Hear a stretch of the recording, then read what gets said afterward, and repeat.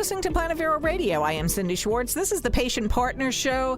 I've got my co-host Jeannie Roller on Skype with me from Indiana. We are broadcast on iHeartMedia and also podcast on Spreaker. Today we're talking about some cases, some additional cases. Here we go, Jeannie. About people that were harmed, and this happens to in the hospice field. My own personal situation with hospice was phenomenal, so it's sad because a lot of people, when they hear our stories, they say, every doctor I've ever been to was always decent to me, and that's what we want to hear. And we know that that's true in so many instances, but we also know that it's true in so many other instances that is not true. And that sounds like a double negative, but I mean, we don't even have to seek these cases out. There's just so many in the news. And it's sad. And so you're going to talk about a couple of them. And the one, my first question is, how did the doctors, whatever it was, allow all of these surgeries to be performed on a child? And there was no gatekeeping. There was no benchmark. There was nobody that stopped it. I mean, wow. And that's what we talk about at each 10-minute podcast segment. We talk about who are these people that are supposed to be the gatekeepers? Where are they? We're looking for them. Well, right. And, this little girl that we're talking about was put in hospice. No one from the doctors to hospice stopped this. The little girl never was sick. It was all her mother's doing. And the doctors did not question this mother's diagnosis that her little girl had all these diseases. Now, that really upsets me because doctors, why are they going to school for if they aren't going to school to diagnose? Shouldn't they be doing tests and stuff to find out if the little girl was indeed sick? Mm-hmm. Rather than saying, oh, well, we had to take the mother's word. No, you didn't.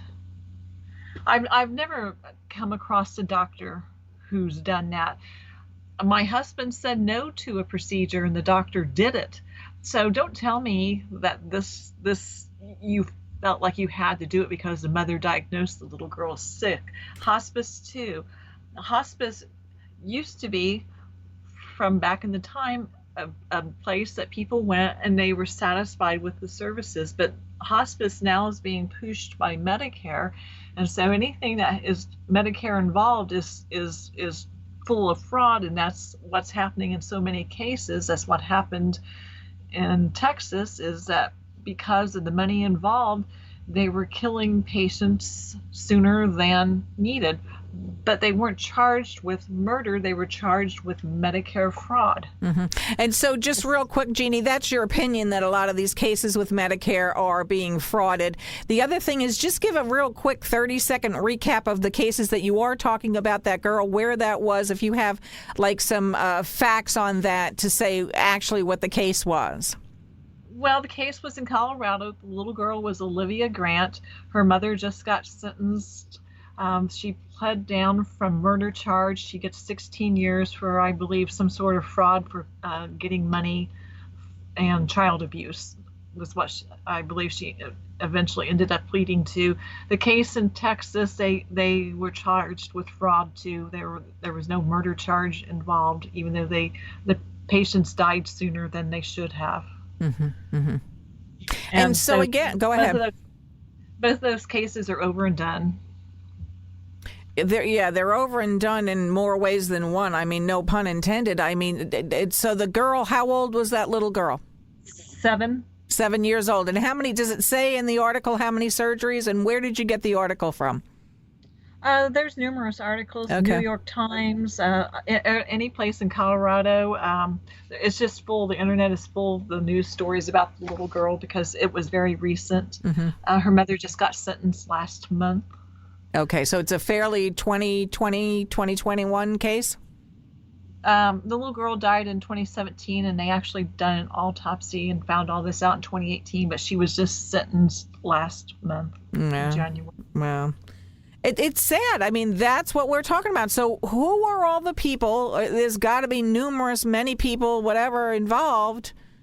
And no one said anything. No one thought that a 7-year-old girl didn't have all these diseases and didn't need all these surgeries. Wow. Yeah. I mean, it just blows your mind that this can happen. Mm-hmm. Well, that's what we mean, talk about. People look at us like we're insane when we tell these stories, when we research them, when we have people on here that want to tell their personal stories, and you're just flabbergasted, and that's putting it nicely, that this is actually happening in the medical community. And again, for the umpteenth time, it just makes it bad for the people that aren't doing this. It is. I mean, like the little girl's mother wanted her in hospice. So the medical people went along with it. They put her in hospice. I mean, it just totally blows my mind that this stuff can happen. And we're told that they're educated, that we must listen to them because they are educated. They know. Well, maybe not. Well, the scary thing, too, is, and we've talked about this so many times as well, we legally, you and I, Jeannie Roller, and all of our patient partners, Misty Roberts, and we'll get a list of all the other ones that we have contact with that help us, and we help them. Misty Roberts at patientmodesty.org. We're not legally allowed to tell anyone, to tell the listeners who these doctors are and who these medical facilities are. We can't do it.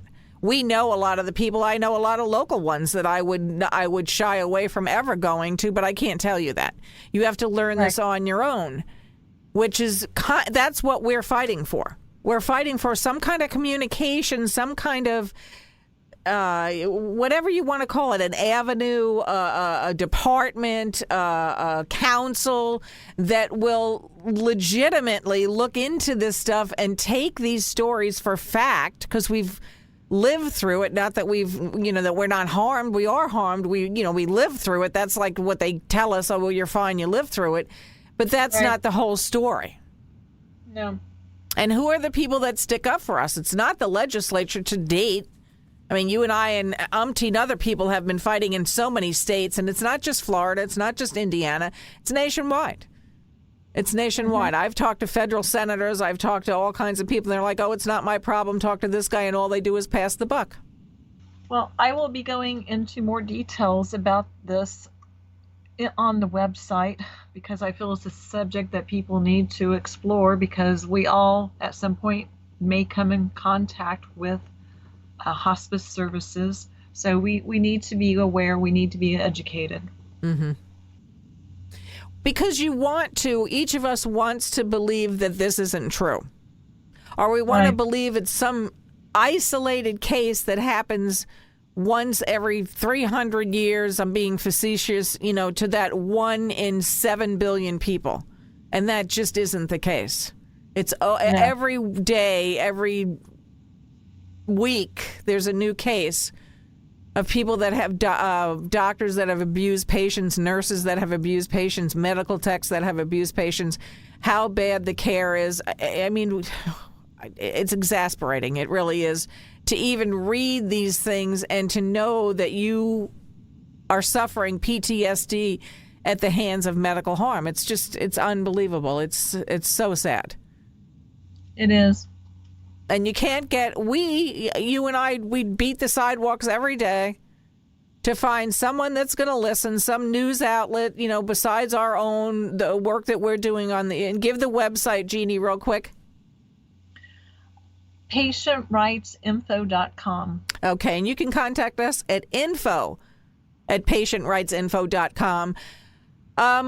So we keep doing it because we don't want to see it happen to anyone else. We don't want to keep hearing these stories. I mean, my favorite story would be everything's hunky dory and it's all good. We don't have to talk about this. We don't have to beat this